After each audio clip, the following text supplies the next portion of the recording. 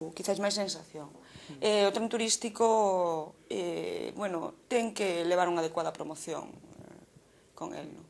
De feito, bueno, o primeiro ano, ao salir en varios medios, incluso estatais, pois efectivamente ven moitísima xente de Madrid que lles chamou a atención este produto.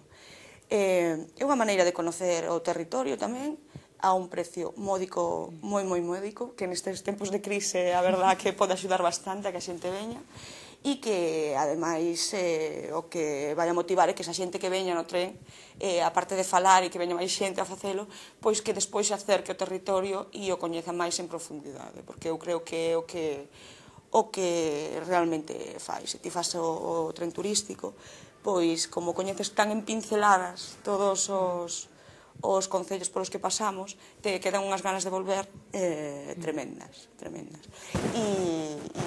E, bueno, este ano continuaremos, cambiou un pouquiño a viaxe, cada ano intentamos cambiar un pouco e mellorar e adaptalo tamén á demanda da xente. Se vai a traer un transfer tamén desde Coruña, a recoller a xente desde Coruña, porque a veces tiñan dificultade para chegar a Ribadeo. Entón, bueno, este ano creo que vai a ser a consolidación definitiva da viaxe, non?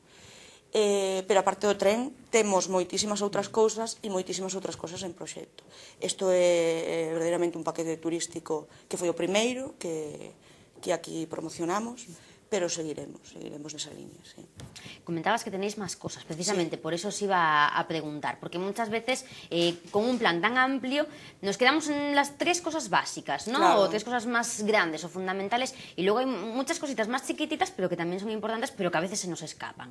Por eso estás tú aquí, para que nos lo cuentes. Sí, mira, por exemplo, bueno, sobre todo porque hai cuestións que o mellor orzamentariamente non son tan importantes, pero que levan un traballo detrás moi grande, non? Bueno, temos a ruta do Pan de Neda, por exemplo, que xa está consolidada e xa se fixo algunha vez, non? Gracias á colaboración de todos os forneiros e forneiras que están dentro da ruta, e que, bueno, a partir do 5 de xuño, todos os venres se fará unha promoción de maneira que todo o mundo se pode chegar a coñecela. Agora mesmo está prevista que grupo mínimo de 8 persoas, a un precio de 10 euros, baixo previa cita, pois a poida realizar. Pero xa che digo que a partir do 5 de xuño e durante todo o verán vamos a facela sí ou sí. Promocionada evidentemente polo plan de dinamización. A parte deso, bueno, pois estamos tamén nunha etapa de asesoramento na creación de promocións conxuntas e paquetes turísticos, porque, bueno, nós como plan, pois non podemos crear paquetes, eso lle corresponden ás axencias de viaxes, non? Pero sí que podemos asesorar ao empresariado para que se unan e para que entre eles formen este tipo de promocións, para que nós, cando vayamos fora a vender o noso territorio con o noso dossier para operadores, podamos non só decir que temos os recursos maravillosos, uns servicios espectaculares, unha hostelería cada día mellor no noso territorio, sino que todos eles están unidos e que podes coñecer pois no noso territorio un fin de semana por este prezo, podes degustar estes produtos en tal sitio, quero dicir, levar xa o produto conformado, que é un pouquiño o que nos faltaba toda agora. A parte deste asesoramento de paquetes, estamos agora inmersos xa en unha campaña de sensibilización de menús turísticos. Son uns menús que se van a dar os 7 días da semana, tanto para comer como para cear, nos restaurantes e mesos que participen, e programamos 2 tipos de menús. Un menú de 25 euros per soa e outro menú de 15 euros per soa, máis para tapeo, pero que sí que condición sine qua non é que teñan pois pan de Neda na súa carta e que teñan produtos gastronómicos propios de aquí, desde o pemento do couto hasta as conservas de cariño, hasta mel de cerdido ou o requeixo da capelada, por exemplo, porque xa hai que empezar a integrar o eume no noso territorio. Y en este sentido, ya que hablamos de gastronomía, muy importante acudir a diferentes ferias. El plan ha recorrido, yo creo que todas las ferias que ha habido en el Estado. Una de las últimas es Xantar, ¿no? Fomos a xantar con un restaurante propio,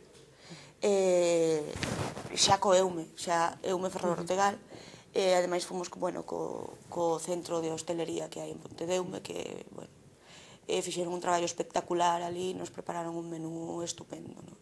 E a verdade que tuvo moi boa acollida. Temos que seguir nesa liña. Estivemos despois en Barcelona, sin degustación, pero ahora estamos en Bilbao, en Expo Vacacións, a semana que ven, con degustación. E tamén con este centro de hostelería que temos no noso territorio, e temos que aproveitarnos destes profesionais que están saindo de aí. E precisamente vamos a aproveitar deste 7 ao 10 de maio, que vamos a estar aí, para non só que coñezan os nosos produtos gastronómicos, que son moitos e moi bons, a xente lle encanta o noso pan, as nosas patacas e os nosos produtos, de verdade, que temos produtos moi bons. Incluso a xente dentro de Galicia temos produtos moi específicos neste territorio que de verdade que lles gusta coñecer e degustar. Fora non te digo nada, vamos. Lles levas unha bola de ovo e alucinan.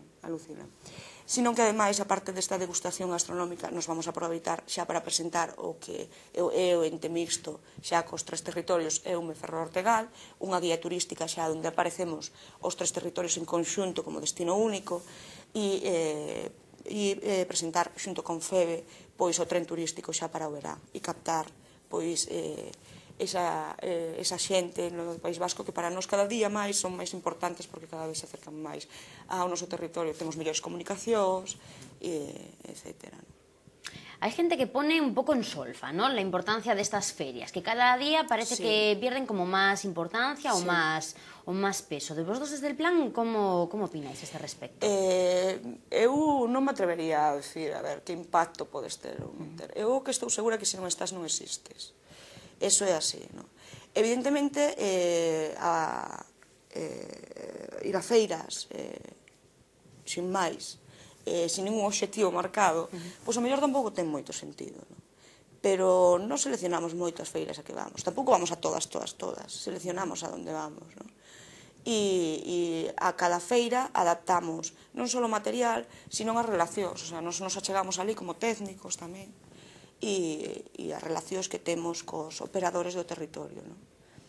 E a acollida cada vez é maior e eu che digo que sí que hai que estar seleccionando e con un objetivo claro, pero hai que estar, senón imagínate que dentro do stand de Galicia non está Eume, Ferrol, Ortegal, pois somos un dos microdestinos máis importantes dentro de Galicia e máis descoñecidos, pero máis importantes.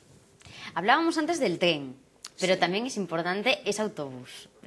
Muy además se ve ya desde lejos que es Ferrol Ortegal. No sé si ya le habéis puesto también el logotipo de... Bueno, el logotipo es el mismo, ¿no? Pero el nombre de Eume no sé si lo habéis incorporado ya. No, de momento no. Recuerdo que por lo menos a la última feria de Braga lo llevasteis, no sé si lo lleváis a todas las ferias. No.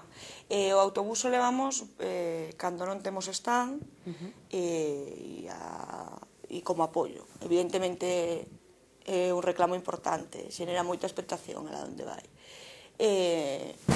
Agora mesmo temos pensado movelo no verán tamén polos eventos do territorio. Sempre, bueno, o autobús está cedido ao Concello de Ferrol e o autobús do Concello, bueno, pero eles non teñen ningún inconveniente en prestarnos, entre comillas, para que nos o levemos por aí. Tamén a nosa intención é sacalo fora, porque é importante, cando vai polas estradas, que a xente o ve, ir a algún evento importante de fora do noso destino a promocionalo. Pero sempre levamos autobús cando non temos un stand de envergadura, digamos, para promocionarnos.